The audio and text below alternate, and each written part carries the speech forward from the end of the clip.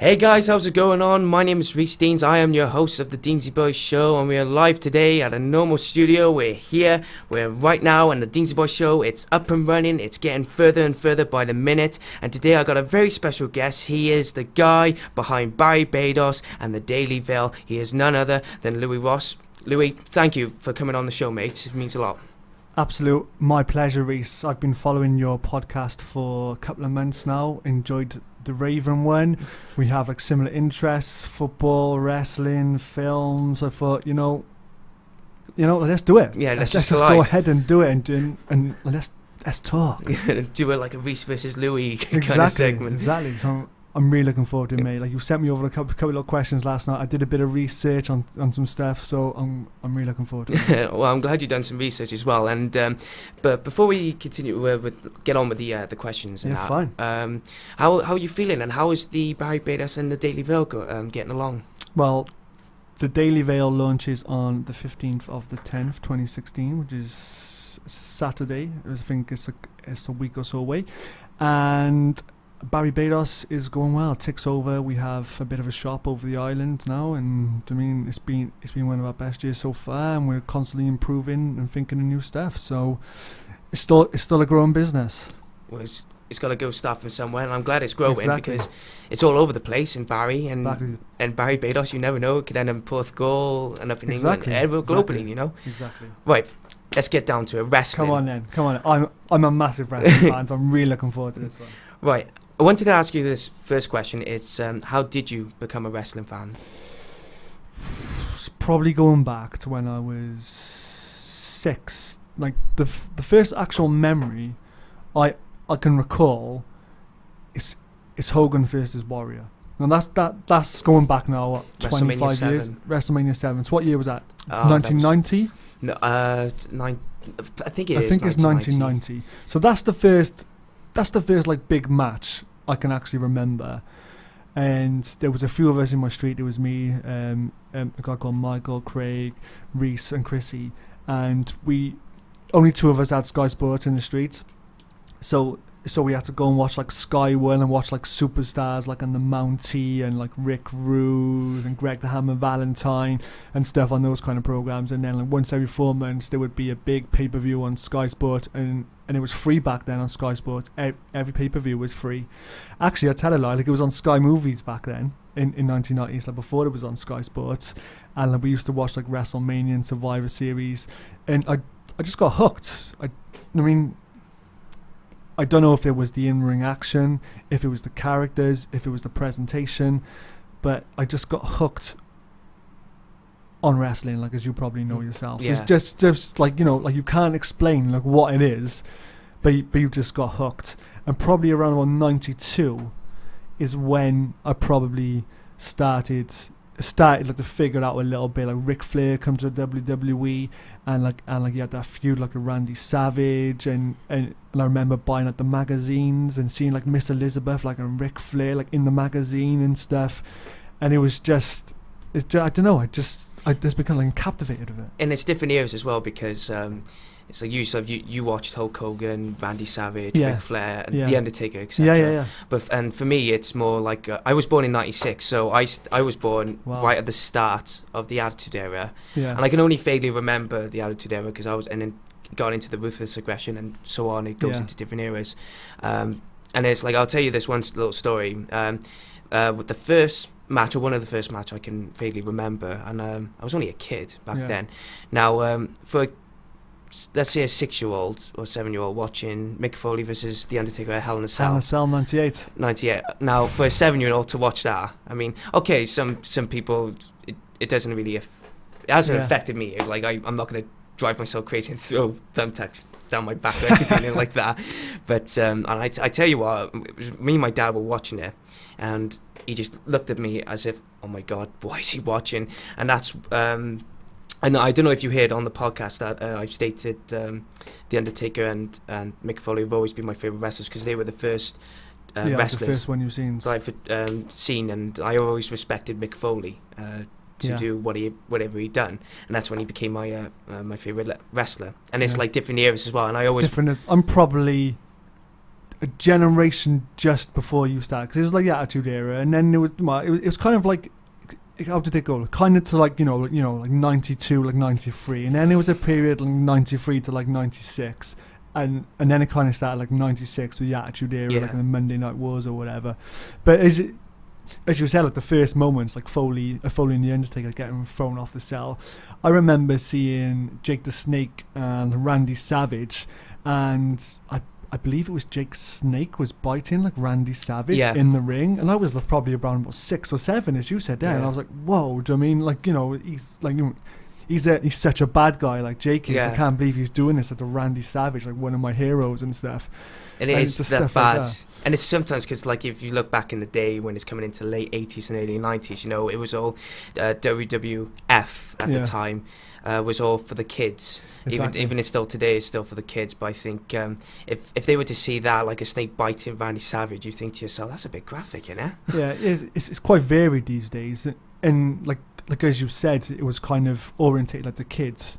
And I think I remember seeing like Papa Shango, and he made like the Ultimate Warrior like become ill, or just overnight, or so like in the ring, I think it was, and he started being sick and stuff.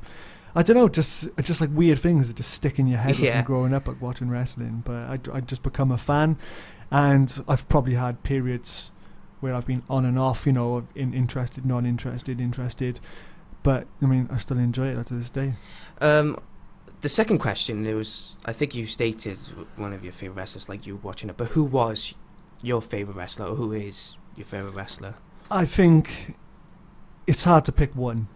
If I'm honest, if someone asked me now straight up, as you'd ask me, who was your favorite wrestler of all time, it would be Steve Austin, because I grew up during that era where Austin was just this badass, and he was just raising hell, and at that time he was something different. Do you know what I mean? But I'd probably say like Shawn Michaels is probably a close second, because before everyone like jumped on the Shawn Michaels bandwagon, I remember being 8 years old, and he kicked like Marty Jannetty like through the window, and I just become a fan of Shawn Michaels right there, right then, like a sexy boy, like Sensational Sherry, and being the ultimate, like, because the anti-hero started coming in, and I think it was WrestleMania 13 where I think it started to kick in, and that's when they started to create the Attitude Era with Bret Hart and Steve Austin during the swap in face and heel. Exactly. But go on, sorry. I was gonna say, it's like it's mad though, like how wrestling can change so much, and people can, and it's always the fans that change it. It's not the creative people. It's always the fans. It's always the fans, and I think, like for me, I can easily say that because I am a fan. I can easily say I can change that because fans pay to come and watch the wrestling. I know, like one day, because I'm in university doing script writing, I wouldn't mind doing creative processing and writing. That's always been like one of my dream wrestling jobs, like to be in a creative process or something. So, but if we go back to kind of like favorite wrestlers, I mean, I was always a fan of The Rock. Like not so much of his in-ring work, but like what he could do on the mic, and just like how he just energized the crowd in the ring. Do you know what I mean?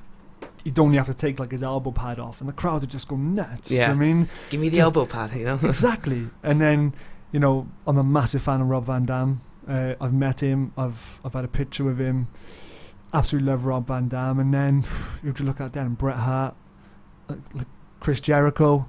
I absolutely love Jericho, and to see that the longevity like he's had at the top from the early 90s to now, and he's still one of the best to this day. Oh yeah. Still going. CM Punk, I'm a fan of. Oh, I think everyone's a fan of CM Punk because of his not just anti-heroism, but he let's just put it this way, was a no man. He always once he looked out for himself. I always heard podcasts. He always liked people, always helped them out, but he was always the one to say, "Oh, hang on a minute, come on now, Vince or Hunter Helmsley, come on, we got to do this, we got to do that." I think he was extremely underrated. I think they dropped the ball with him.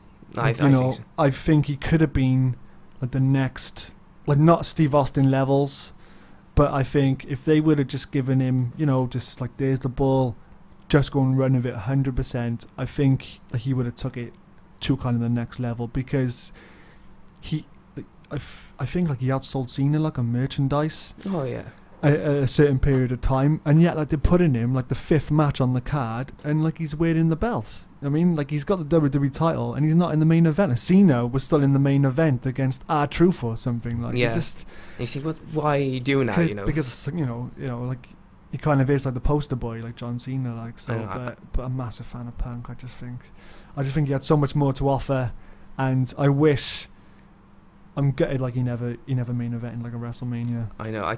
Everyone's saying that would he come back, and I don't think he will. I think he'll go to like another wrestling promotion, not TNA. But that's a different story, right? That's now, a difference there.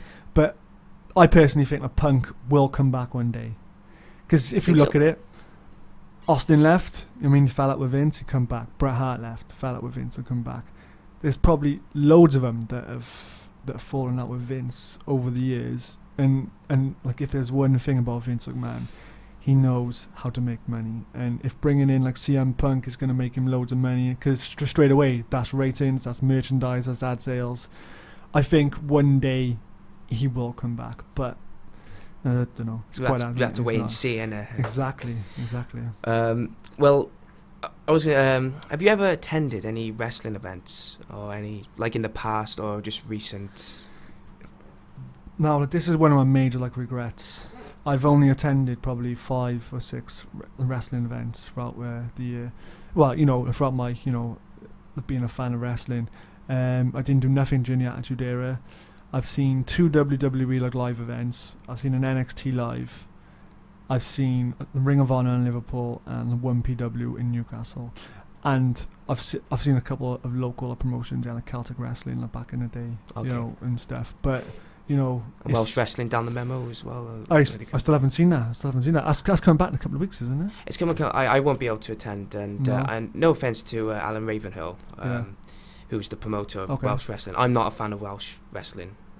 What the promotion or just like the in-ring stuff? I think the in-ring stuff is what's given me the reaction to say I'm not a fan of it. I think it's too kid-friendly. I know like kids are the main attraction. They attract the money, but most of the times. But I think when I went to go and watch, I think it was my very first one, they were more like trying to get they were clapping their hands and they were stomping their feet. I'm thinking to myself, if you were wrestling right now, the kids would still be going nuts. And there's the adults. I've seen 1 or 2 adults, and probably just adults who probably haven't been a fan of wrestling, just taking their kids. They're just sitting there like, oh, okay, just sitting back, fold hands. And I was like that. And again, recent, I went to one because my little sister wanted to go watch, and I thought I gotta be the best big brother ever. I'll take her to go and watch a wrestling show. And so unfortunately, it was the one down the memo, and we went down there, and it was me, Ryan Cox, who does the Tannoy for Barrytown Football Club, Nick Latham, and a few other people, and we just were sitting there. And then some of the wrestling stuff, I thought they got potential to actually go out and make a name for themselves. But there's some of the times I was thinking they got to do more like wrestling moves that they haven't done before, because I can tell they were just keeping it to the World of Sport, Big Daddy era basics. I was like, what are you doing? You can't do that. I mean, that's their era, that's their time. Get yourself into the new era. And then so me and my mate Ryan and others, we just thought, right, the kids are just chanting cheesy stuff, so we're going to do our own. And so we started cheering for the heels, and we started chanting just other chants. I won't say it, not swear words or anything like that, but we were chanting like New Day songs and then like heel stuff and everything like that, just to get the atmosphere going, and just get something out of it, to say, oh, come back again and do that. But at the same time, I wasn't really a fan of Welsh wrestling, and it was like Attack Pro Wrestling, brilliant, fantastic performances and shows they put on. I mean, not just in the walkabout, they go into the Cathays community centres, Bristol. I've been there, the Cathays community one. They do fantastic wrestling, and I think if they did that, I would have gone, now I would come back and watch it. But I've been to loads, and I've only been to one WWE live event, just one. I've been to 2. I think it's totally different to kind of watching it on TV. to going into the live events. I mean, I don't get the same buzz like at a live event as sometimes I do like watching on TV, because I don't know. I've been twice.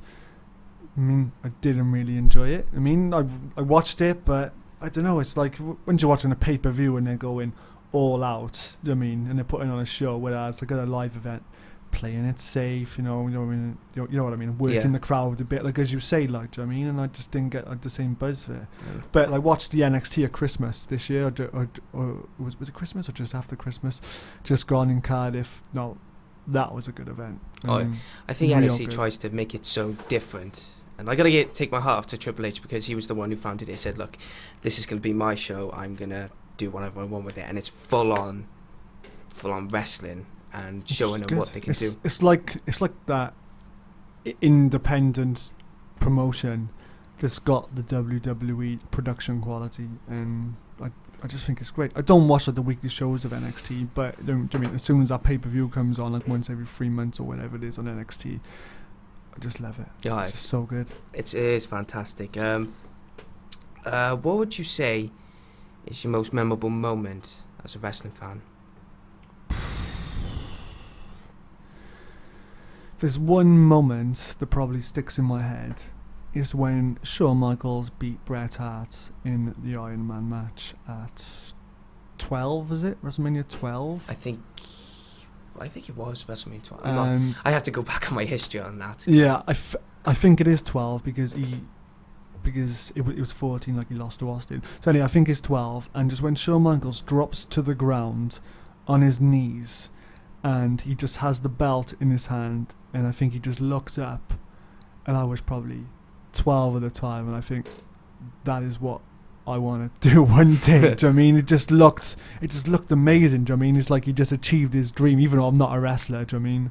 But when I was like 10 or 12, do you know what I mean, and whenever it come out, that is what like I wanted to do, because I just thought it was just amazing. Do you know what I mean? Just one of the moments. It's one of those childhood dreams you ever want to picture. And I think it's Jim Ross goes, "The boyhood dream has come true." Funny that was Vince McMahon. Was it Vince McMahon? That was Vince McMahon. He did a bit of a few years of commentating. Yeah. But he was a really good commentator. I actually give credit to Vince McMahon, and I think he was a very good commentator as well. But then when his true personality or like persona came out, you know, when people seen him as a businessman, he just thought, "Jim, take over. I gotta go backstage now." But I always love Jim Ross when he says, "Good God Almighty," or "It's gonna be a slobber knocker." The Austin era has begun. Yeah, I just love it, and I love Jim Ross. And he actually recently attended an event in London inside the ropes, and I was gutted. I mean, because it was around about the same time when I was starting back in uni, doing my second year now, and we was there. And I was like, I need to go and see Jim Ross, and not just that, it's Jim Cornette as well. Oh, Cornette was quality. And he's just, I mean, Jim Cornette is like a no-holds-barred kind of person. He does not care what he says, because he speaks from the truth, you know. He's speaking what he feels like, and that's why I respect and like Jim Ross and Jim Cornette, because they always spoke their minds, and I just can't fault them one bit for speaking their minds. Yeah. Well, speaking of favourite moments, like you started the thing, and you said, you know, Foley going off the cell. I mean, that probably has to go down as one of the greatest moments in the history of WWE. And I kind of think to myself one day, how did Mick Foley not suffer a serious injury, you know, there and then? I just don't understand it. I know they probably gimmicked the table a little bit, but there was that's a hell of a drop. Oh, it was. I was watching Mick Foley's. There was countless documentaries about Mick Foley, but I read Have a Nice Day. Yeah. And I was watching his recent documentary that was on the WWE Network, and he said that the announce table, it was just made out of wood completely, and I landed on concrete, and that was it.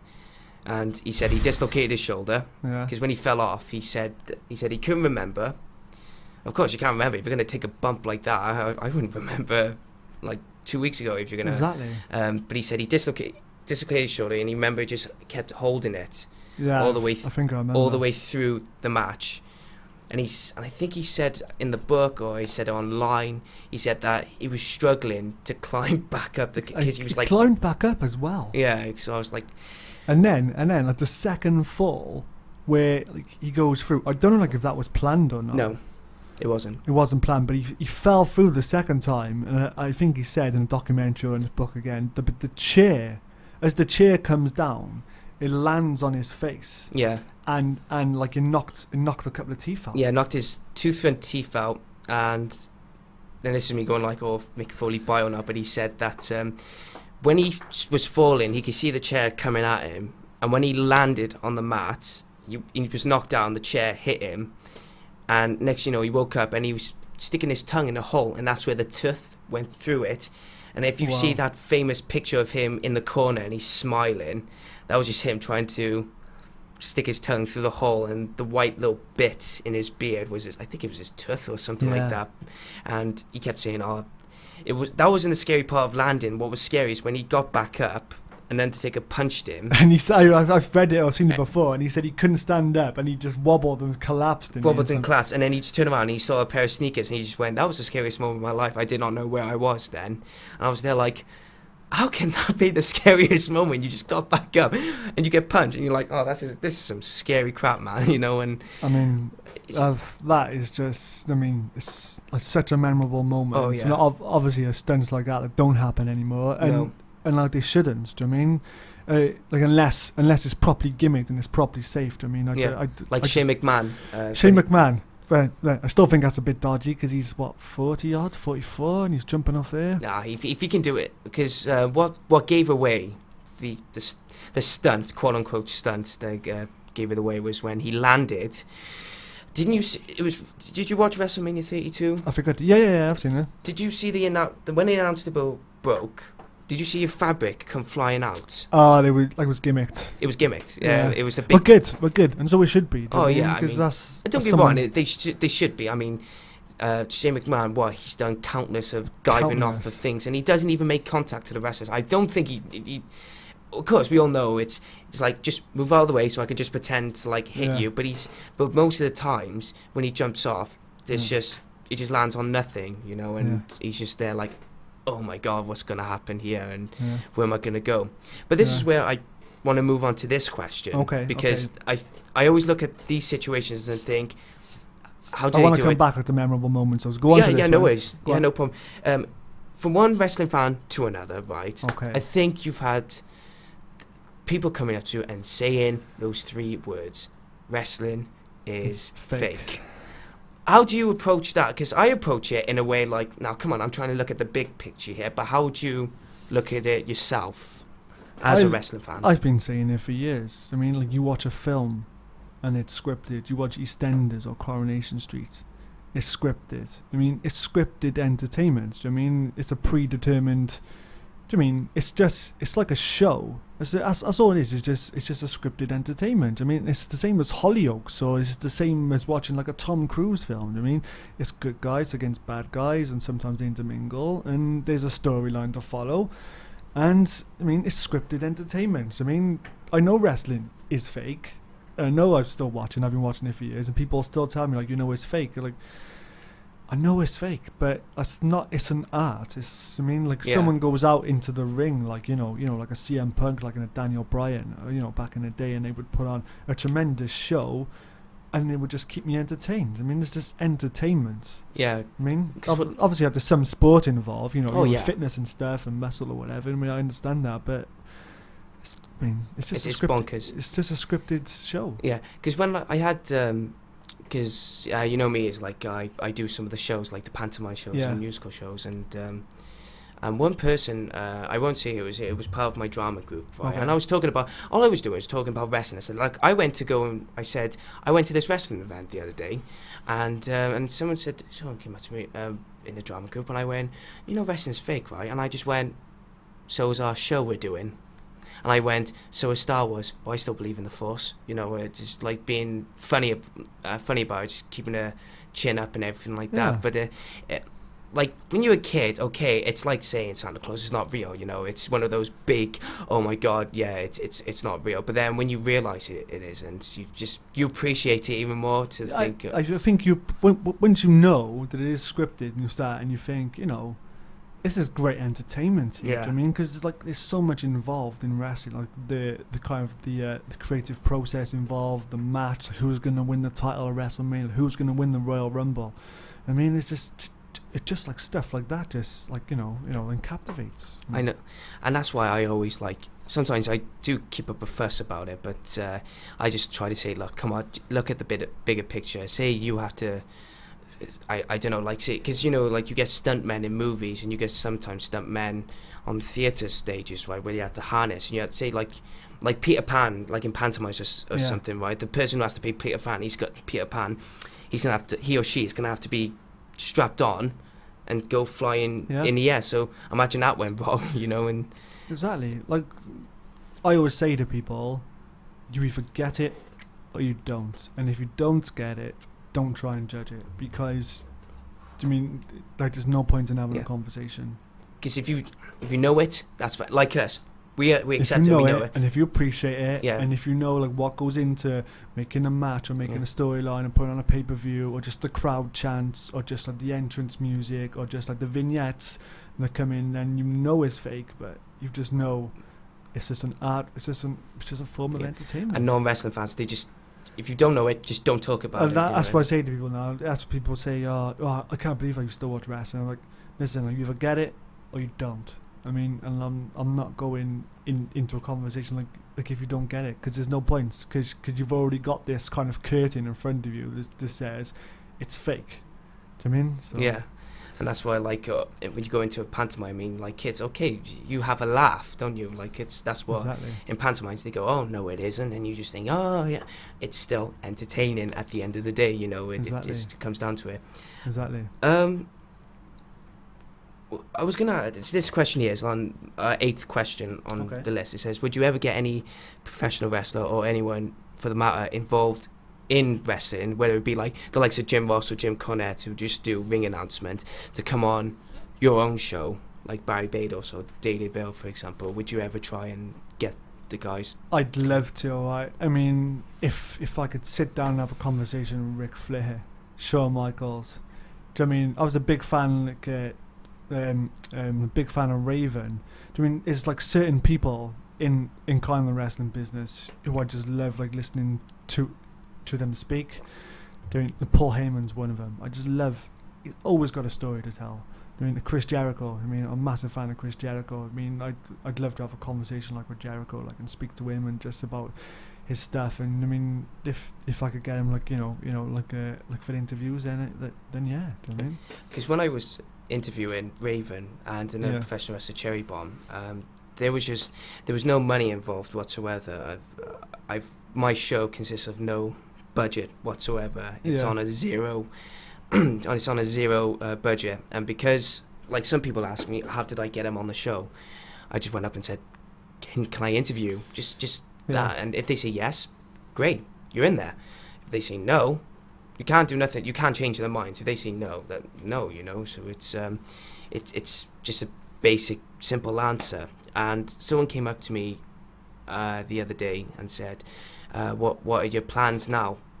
And unfortunately, I'm doing DJ work and all that on these same days. It's like on the 29th of October, the same promotion that allowed me to interview Raven, or back in the Pearl Millennium Centre in Newport, and they got Razor Ramon or Scott Hall. Is he going to turn up? Hopefully, yeah. If he turns up. Like it is a long. There is a chance that like he may not. He has got a reputation, old Scott Hall. Oh yeah, he's so they said that he was going to turn up to the Newport Pearl Millennium Centre. We'll have to wait and see about that, but I can't anyway. I gotta do a disco DJing for that, and I'm gutted. And there's another one, I think it's the 16th or the 17th of December this year. They got same place, same company. Cody Rhodes, isn't it? Cody Rhodes, exactly, yeah. They got him to come down the shows, and he's been on the road a lot now, ever since he left WWE. Yeah.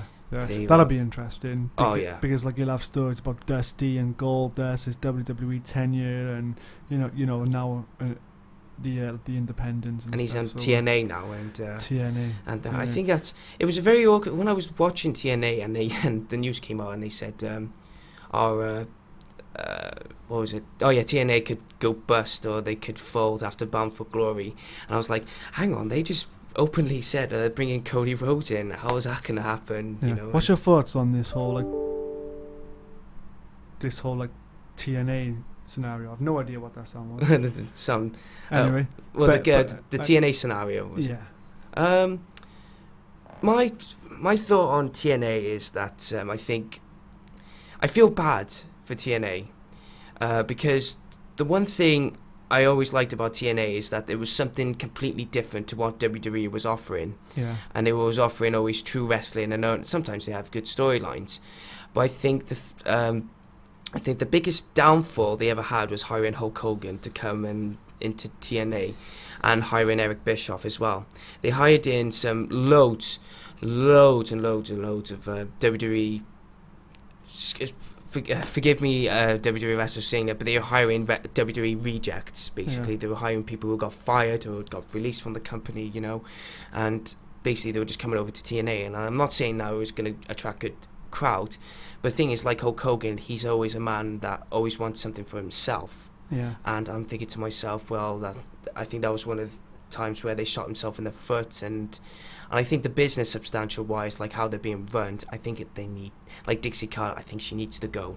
Yeah, well, there kind of is rumours that WWE are buying the tape library and Billy Corgan's buying the TNA brand and he's going to rebrand it. I don't know how that's going to work because like without the kind of a tape library, I kind of think that TNA is worthless. Yeah, It's it's like what happened to WCW, because what happened, like, I think TNA are going under like WCW, because what was going on with WCW was that they were losing money so much because of bad storylines, wrestlers asking for so much money, and it was the paychecks, wasn't it? The paychecks as well. The guaranteed contracts, like with Hall and Nash. I mean, $4 million a year. And they they got to were wrestle 20 dates. I know that it's just mad, and for the fans, and one of them was Vince Russo, and I can't stand him. No. Even though I haven't met the guy or anything like that, but I just can't. I listen to some of the stuff he's saying, and I'm thinking to myself, shut up. I know. I was like, you've been in there, done that, but I think you were one of the biggest reasons why WCW and TNA were biggest jokes ever. And I know. I don't watch TNA anymore. Kind of lost interest probably about 3-4 years ago. I mean, there was probably a time in about 2007 to 2010 where I thought they were real good. Styles, Samoa Joe, Bobby Roode, James Storm, Angle, loads. I mean, like loads of great people on the show. I don't think they need to, like Billy Corgan, I don't think he needs to rebrand TNA. All he needs to do is put money out of his pocket, or just get someone to put money out of their pocket and get a developmental side. Because I think one of the biggest problems is that they're just hiring wrestlers from other promotions and they're not developing their own. Yeah, because they didn't create any of their own styles. No. The only style they created themselves was probably AJ Styles. He's probably the only one that's come through like TNA. Yeah, and it's like, I know Samoa Joe is come through like Ring of Honor and that, but he made a name for himself in TNA. There have been names made in TNA, but people have come from the developmental side to TNA, to the big time roster. I mean, that's not even heard of. And I think as well they need to get better storylines. And I think the only storyline that's keeping TNA afloat is with Brooke and Matt Hardy, because he and Jeff. I've kept an eye on it. I saw the final deletion scene. It's fantastic. At first, I was like, "Oh, this is ridiculous," but then it's soon to realize, oh my god, it's good in a way. It's ridiculously good. You know, you're liking it even though it's stupid, and I think that's why people are just starting to take a liking to TNA a bit more, only because of Matt Hardy and because Jeff Hardy's not in the spotlight. It's him, because Matt Hardy was always it's Matt for once. And I'm thinking that's what you need to do. Yeah. Never mind Jeff. As much as I love Jeff Hardy, come on, get Matt a shot. Get him to have a go at being in a spotlight and have this He's momentum. done a great job as well. Fantastic job. And I think, and he's had a bit of control with the creative process, and I think that's why he's always been good along the way, which I think you need that. And I think, like, going off TNA for a bit of word for WWE, it's like some of the creative storylines have been very poor, And I remember like WWE. yeah, I think they just they've been poor for a couple of years. yeah, and I think as well. Bret Hart, when I went to go and see him live, I've seen Bret live. Live crowd, was that the City Stadium? No, I've seen him in the Hilton. Oh, the Hilton. Oh, the Hilton Hotel. Oh, that was years ago. That was what, 2 years ago now. I went to see Bret Hart. I think it was a year ago now. Yeah, like in the Cardiff City Stadium. Yeah, and it was brilliant. And I asked him a question. It's on YouTube, guys, if you want to look it up. But I asked him a question about if the WWE is too kid friendly, and he was honest. But he also said, I think before the end, he said, I think they need to get wrestlers who've been there, done that, to get on the creative side. I think they needed wrestlers to be in the creative side and just know, because they know what they're doing. Whereas you're hiring, even though I said, like, I'd love to be in the process of writing storylines and everything like that, but I wouldn't mind a wrestler coming in and helping me out, saying, oh, is this right? Yeah. Is this going to happen? But yeah, I mean, so much to talk about, like WWE and TNA's downfall and everything. There's just so much you try and fill in. I mean, you just don't know where to begin, really. Exactly. Well, speaking of storylines, like you said, then if we can go back to memorable moments. Yeah, go on ahead. If you look at that 97 to kind of 2001 period, it's like at the time, I mean, I kind of didn't know how special it was, but it turned out to be just amazing. And looking back on it, like storylines back then, they were just amazing. Oh, yeah. It was just the best TV. Imagine those storylines on TV today now. I think it would attract a lot of ratings because but they're not. I think the problem is now WWE are not worried about ratings at all. No, because they got their own network. Yeah, their own network. And I'm thinking to myself, you gotta worry about your network. I know.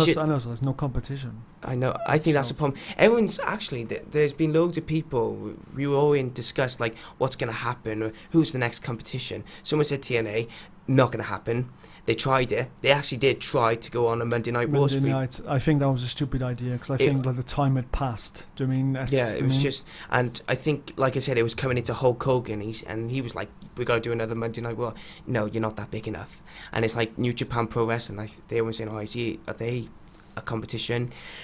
Not really, because it's completely not wrestling terms. Different country as well. Like different country, different type of fans. Different sorts of regions and how they bring up the tradition of wrestling and everything like that. So, that's where the storylines and the competition is always attracting.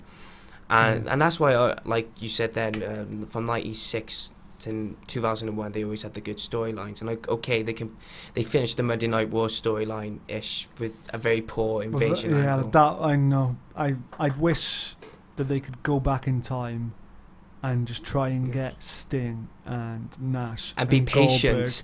And be patient, even if it took him a year or two, and then did the invasion storyline. Because the NWO, I kind of think they came in like about 8 months afterwards. Yeah.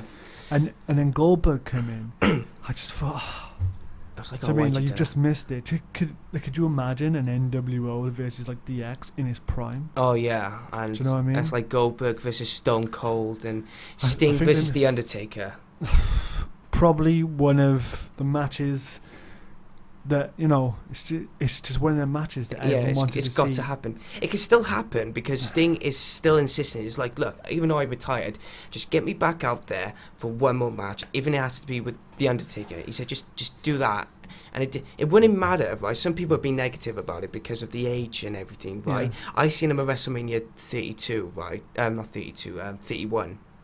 When Triple H was against Sting and Undertaker was against Bray Wyatt, they still had it in them, even though they're in their 50s for God's sake. Yeah. They still had it in them, and because Undertaker and Sting, they're part-timers, they're not going to be bumping their bodies all the time. So I still see them working it, delivering a very good atmosphere. Okay, it could be slow because of their age.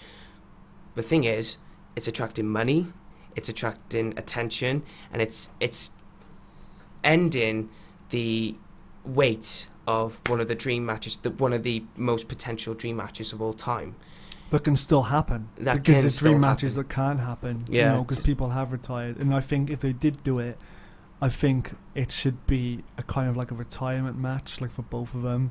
If they did it, that's the last match they ever do. Oh yeah, and I think to end it on a they ended on a high note, like because Sting was like the WCW Undertaker, and Undertaker was like WWF's Sting, and they were the two guys who never jumped ships. They always stuck to the very end, and they were just the leader of the locker room people, right? Now come on.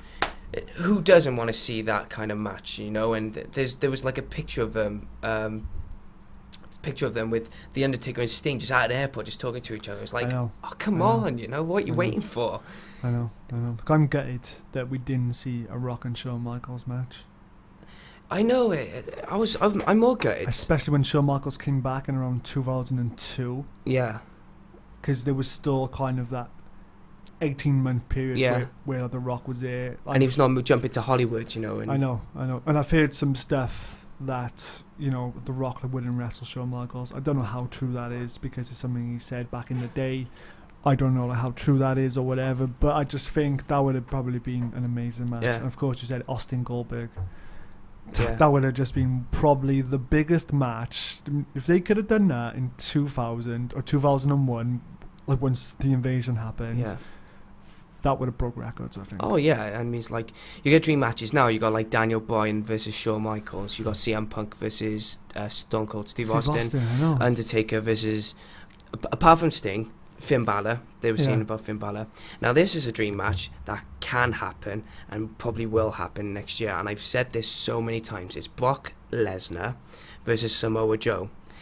I was like, I think it has to happen. It has to happen, because if you look at it, right, Brock Lesnar, okay, UFC, MMA, and he has that tough beast machinery gimmick, he's the unstoppable one. Now back in TNA and in NXT now, Samoa Joe was similar. I don't know if he had a mixed martial arts background or anything like that, but he had that Brock Lesnar-esque sort of side to him, and to have them two go at it, I mean, come on, who doesn't want to see that, especially at WrestleMania, I know. I think that they should do it, and I think it would be a big hit as well, personally. I mean, if they built up Joe, I mean, he'd come in and he started like demolishing people, I think it would be a massive hit, because he's got such a following already, and Brock Lesnar's got a following as well. I think it could work.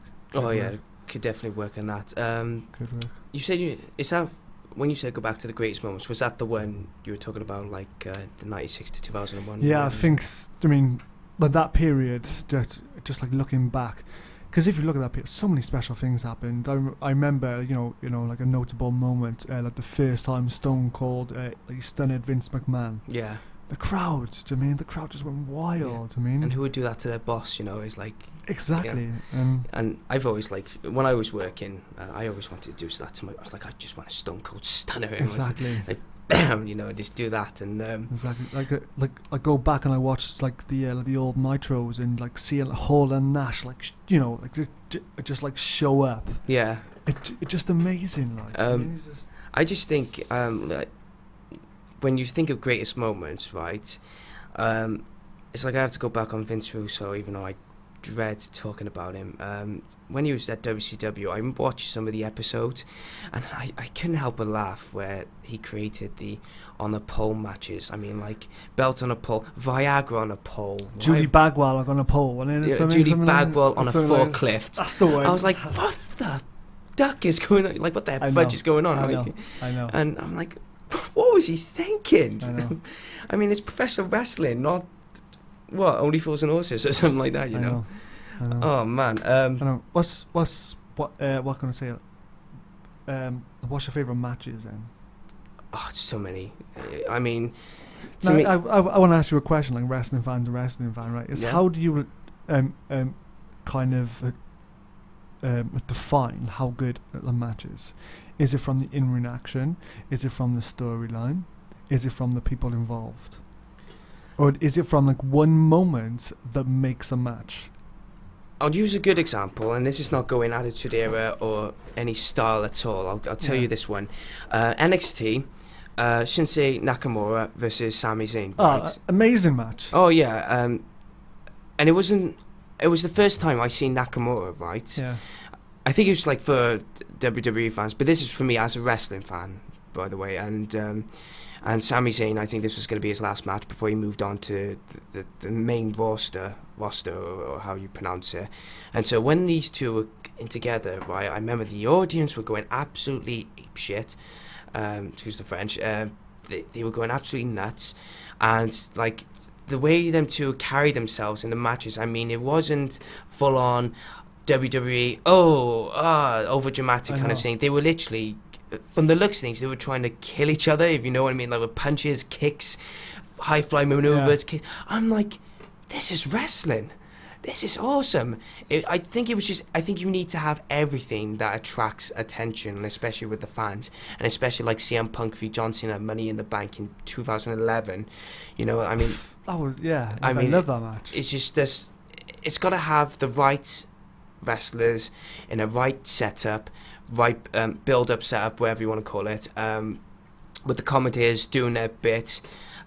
Except you can't have Michael Cole, no offense. I'm not a big fan of his work, but anyway, you know, he's there for a few years, and you're gonna have the fans getting behind it. You know, the fans can even make or break a match. I think if you look at Rock and Hogan from WrestleMania 18, all right, the in-ring, rubbish. I mean, it's one of the worst wrestling matches ever. I mean, there's hardly any wrestling match, but the crowd just make that match so good. And you know and Rock and Hogan are playing up a bit as well, and it's just an incredible match. It's very it's fantastic to always watch wrestling matches go on and they become 5-star matches, or they become most memorable. You know, if you're gonna, it's like I can't really on the spot say my top 5 because there's so matches that go through my head. You can't pick which one, or you can't remember which one you're gonna pick.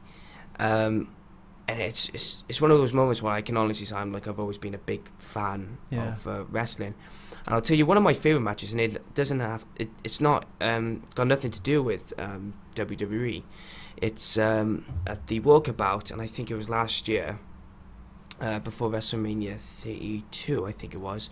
Attack Pro Wrestling. It was Pete Dunne versus Eddie Dennis versus Wildboy in a triple threat match for their Attack Pro Wrestling 24/7 title, and those three just basically went at it and started toning it. Like, they got the fans going, and they started doing their moves that I think if they were put it on WWE, it would have lacked so much, because what they were doing were making us go nuts.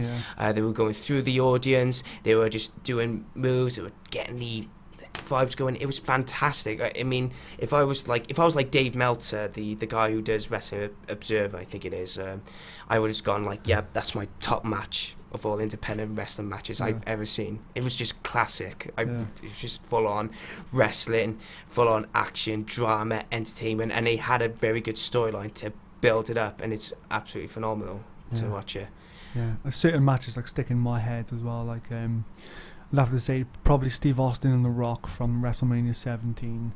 Just the whole build up, like, from that match. I mean, I think there's an interview, I think it was on SmackDown at the time, and it was Jim Ross, and he interviewed Steve Austin and The Rock, and they were both like side by side, and it's just one of the best interviews I've ever seen. Like, they're both saying, I'm gonna give my all, every ounce, every blood, every sweat and tear, and just that, and the whole like Limp Bizkit song, like My Way.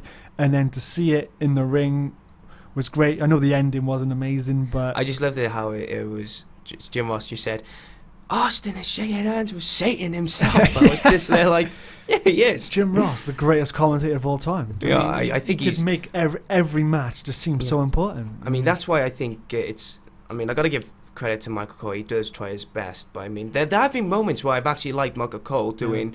I mean, it was the Mankind and The Rock where Mankind won his first WWF title, the Finger Poke of Doom. Do you know, it was in the Monday Night Wars, and they said that'll put lots of bets on the seats. And they just went Tony Schiavone, and then all of a sudden 600,000 people just went, I'm clicking over to that channel then.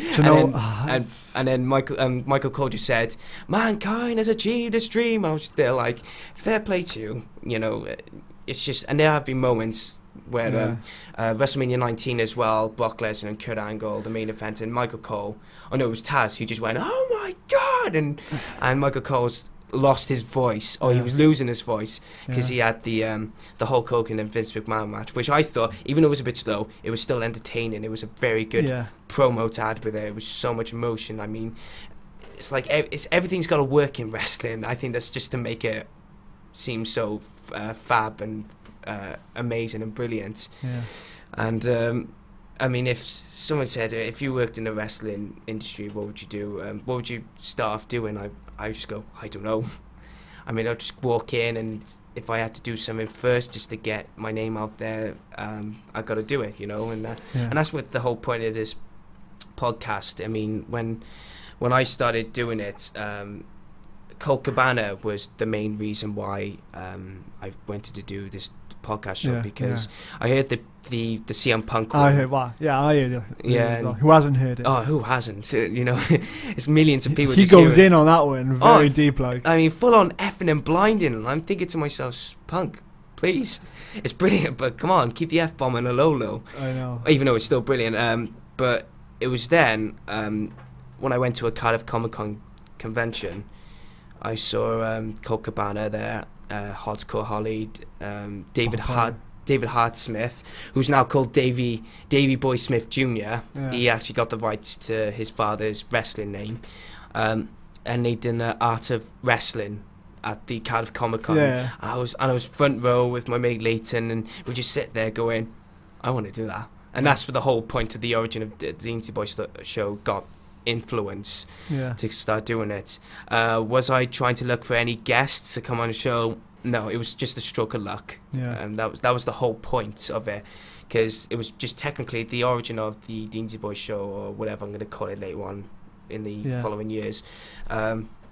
You know, the whole point was just a wrestling fans podcast that just had an opinion. It's just me with an opinion and with a story to tell, and that was it. I mean, not like the likes of Chris Jericho or Colt Cabana and Jim Ross, who got their own podcast shows. I mean, it's just me, Dainty Boy show, just with a mic in front of me, just to talk about good old wrestling. Good old wrestling. Final question. Okay. It is something to do with working in the wrestling industry. It says, if you were to work or be given an opportunity to work in the wrestling business, what would you like to work as? I have worked in the wrestling industry. Oh, do tell. Shortly, for a brief period, I was a ring announcer for Celtic wrestling. You can ask your friend Ashley Cox. You know Ashley Cox? Because he was a referee at the time. He's a referee. He tells stories. I'm there like, oh, Ash, I want to do it now. I really want to actually do it. So I have worked. I was a ring announcer. I didn't enjoy it because I got a little bit of a stutter. But it was like I got a little bit of a stutter. But as soon as I was in that ring, I didn't stutter. Crazy madness, like. But if I had a choice, obviously I'd be a wrestler. That's never going to happen.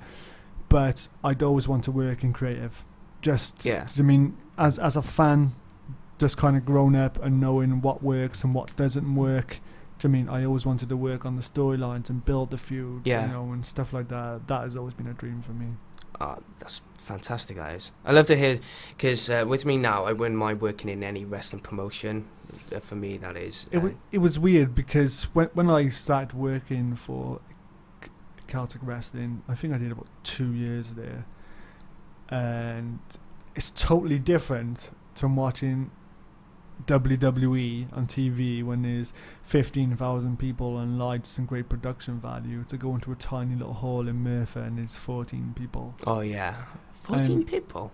Yeah, I think I did one show and there was not a lot of people there. Oh man, still though, I mean, you're doing something that you love, you know, you're being part of something. But it was at a point where I was kind of falling out of love of wrestling, because I've kind of gone through like a couple of phases over my time where I've loved it. I've stopped watching it for a bit. I've got back. Even though I stopped watching it, I still keep an eye on like online and stuff. Oh yeah. And then I get back into it. But there was a time when I was just having a dip, and I just fell out of love with it for like a year, and I stopped doing it. For me, if I wanted to go into the wrestling business, creative would be one of them.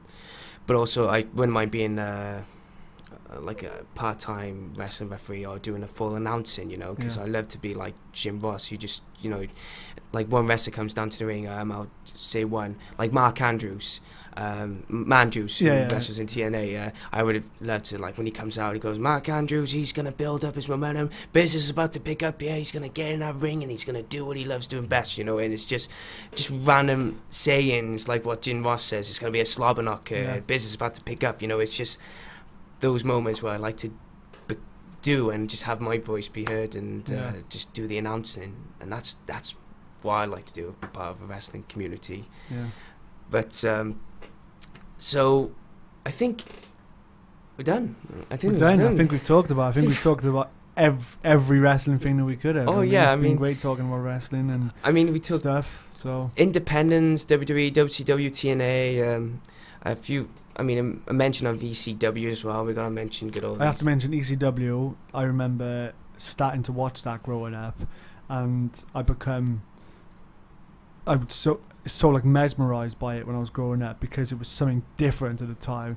I remember seeing a Rob Van Dam against Bam Bam Bigelow, and I think it was on Bravo at the time, which was an old like TV channel in the UK. Yeah, I remember Bravo. Bravo, and they used to have ECW on like once a week, and I remember seeing Rob Van Dam dive into the crowd. He did a somersault dive from the top rope, over the barrier, into the crowd, onto Bam Bam Bigelow, and I was like, whoa. What the hell? Who is this guy? And I just fell in love with RVD and his in-ring work. You would have been one of the, like, if I had to have top 5 people to... He's in there, RVD. To have an interview with RVD would be one of them. Jim Ross would be one of them. Yeah. Iron Sheik would be definitely one of them. Yeah. Oh, Iron Sheik. I put the camera clutch, you know, just doing them weird things and so many more. I would just love to have loads of people on the Deansy Boy show and that. But Lewis, thank you so much for coming on the Deansy Boy show. It means a lot, you know, and it's been a pleasure. It's from one fan to another. And guys, you know, thank you for listening, and just thank you for taking your time just to listen to mine and Lewis's point of views of wrestling as a wrestling fan. But hey, if you guys got any points or any stories you want to tell us, just please leave a comment below, like, share, subscribe. Also follow me on Twitter at Deansy_boy. If you want to follow Lewis, how do you want people to follow you? At Lou_E_. That's my official. Loads of underscores. Underscores too in it. That's my official Twitter. Yeah, and also with the Daily Vale, that's just launching next week, isn't it? Or it's coming up. If you want to follow me on Twitter, it's at Daily Vale. At Daily Vale. At Daily Vale. Facebook, The Daily Vale. And also, if you want to look him up online, it's www.thedailyvale. Sorry, because I'm used to saying Daily Vale. That's just it. www.thedailyvale.com. And guys, thank you for listening. I have been your host of the Deansy Boy Show. My name is Rhys Deans. Goodbye.